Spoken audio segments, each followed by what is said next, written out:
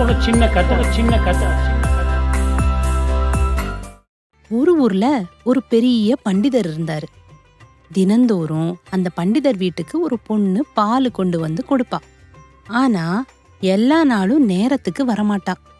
ஒரு நாள் 7 மணி, ஒரு நாள் 8 மணி, ஒரு நாள் 6 மணி, எப்ப பார்த்தாலும் லேட்டு தான்.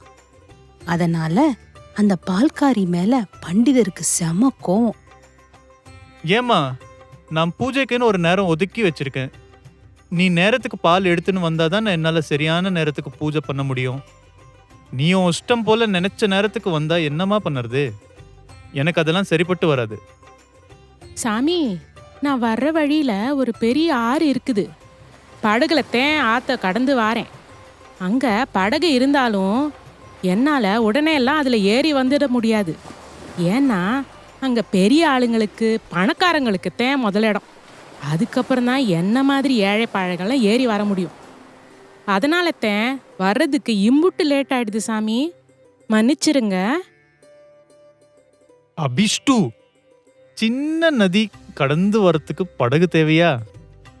ஓம் நமோ நாராயணான்னு கடவுள் பேரை சொன்னாலே நதி தானாவே வழி விடுமே. இந்த 8 எழுத்து நாமத்தை உச்சரிச்சா நதியை சுலபமா கடக்கலாமே. நீயும் நேரத்துக்கு பால் எடுத்துன்னு வரலாம், நானும் என் பூஜையை நேரத்துக்கு செய்யலாமே. சாமி, இதுக்கு முன்னாடி இப்படி ஒரு சுலபமான வழி இருக்குன்னே எனக்கு தெரியாதே. உங்க வார்த்தையை முழுசா நம்புறேன். நாளைக்கு கண்டிப்பா கடவுள் பேரை சொல்லிக்கிட்டே நதியை கடந்து சரியான நேரத்துல உங்களுக்கு பால் எடுத்துட்டு வரேன் சாமி. பண்டிதரோட வீட்ல இருந்து திரும்பி போகும்போது மந்திரத்தை சொல்லிக்கிட்டே நடந்து போகலாமேன்னு முயற்சி பண்ணினான். கண்ணை மூடிக்கிட்டா ஓம் நமோ நாராயணாய, ஓம் நமோ நாராயணாயன்னு சொல்லிக்கிட்டே நடந்து அக்கறைக்கும் போய் சேர்ந்துட்டா. அவ்வளவுதான். அன்னிலேந்து சரியான நேரத்துக்கு பால் கொண்டு வந்து கொடுக்க ஆரம்பிச்சிட்டா. பண்டிதருக்கு ஒரே ஆச்சரியம். என்னாச்சு உனக்கு? இப்பெல்லாம் சரியான நேரத்துக்கு பால் கொண்டு வந்து கொடுக்கறியே, எப்படி?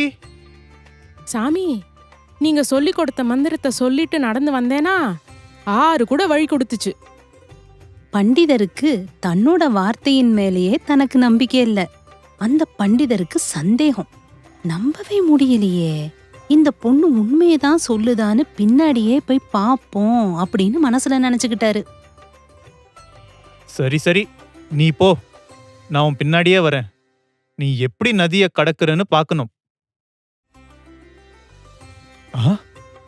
என்ன இது? தலையில பானை வச்சுக்கிட்டு, கண்ணை மூடிக்கிட்டு, ஓம் நமோ நாராயணன் சொல்லிக்கிட்டு நதியில நடந்து போகுது இந்த பொண்ணு. கொஞ்சம் கூட மனசுல சந்தேகமே வரலையா இந்த பொண்ணுக்கு? இந்த கரையில இருந்து அந்த கரைக்கு போய் சேர்ந்துட்டாளே. சரி, நானும் செஞ்சு பார்க்குறேன். விழுந்துடுவேனோ, நதியில முழுகிடுவேனோ? குழந்தைகளே, பண்டிதருக்கு என்ன ஆயிருக்கும்னு நினைக்கிறீங்க? வேஷ்டி நனைஞ்சிடுமேன்னு தூக்கி பிடிச்சுக்கிட்டு காலை வச்சாரு. தோபக்கடின்னு நதியில விழுந்துட்டாரு. வெள்ளம் அவரை அடிச்சுக்கிட்டு போயிருச்சு. அவ்வளவுதான். பாத்தீங்களா? குரு சொல்றத நம்பிக்கையோட கேட்டு நடந்துக்கிறவங்களுக்கு கண்டிப்பா நல்லதே நடக்கும். ஆனா சொல்லிக் கொடுக்கிற குருவுக்கே தன் மேல, தான் சொல்லி தந்தது மேல நம்பிக்கை இல்லைன்னா மூழ்கி போறது நிச்சயம். நாமெல்லாம் சுவாமி சொல்றபடி நடப்போம், நன்மை அடைவோம். ஓகேவா? ஜெய் சாய்ராம்.